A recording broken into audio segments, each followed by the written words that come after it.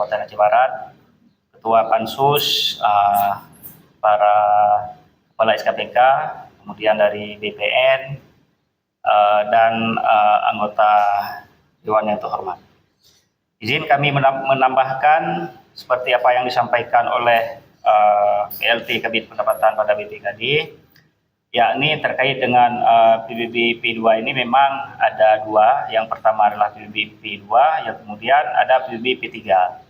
Kalau yang P2 ini yang kita kelola adalah di sektor perdesaan dan perkotaan. Kemudian yang untuk dengan PBB P3 ini adalah pajak pusat. Ini sesuai dengan PMK nomor 186 tahun 2019. Sementara kalau yang untuk kita di PBB P2, kita mengacu pada undang-undang terbaru, yakni Undang-Undang nomor 1 tahun 2022 tentang hubungan keuangan antara pemerintah pusat dan pemerintah daerah. Itu sudah kita turunkan melalui kanun kita, Kanun Kabupaten Aceh Barat nomor 1 tahun 2024 tentang pajak kabupaten dan retribusi kabupaten. Nah, terkait dengan PBB dalam konteks perkebunan ini, hemat kami memang di KPP Pratama.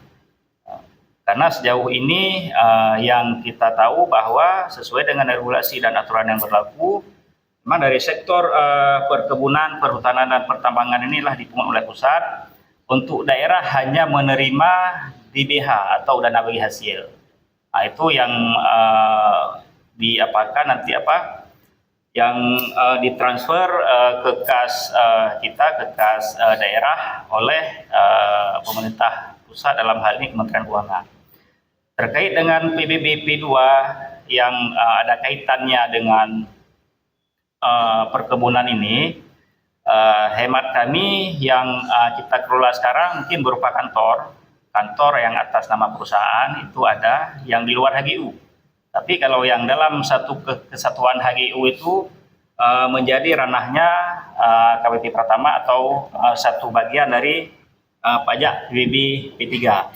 Terkait dengan ada katakanlah ada pembebasan lahan di wilayah di sekitaran perkebunan itu yang kami tahu, kalaupun ada itu atas nama pribadi, itu sulit kita lacak karena memang pembahasannya bukan atas nama perusahaan.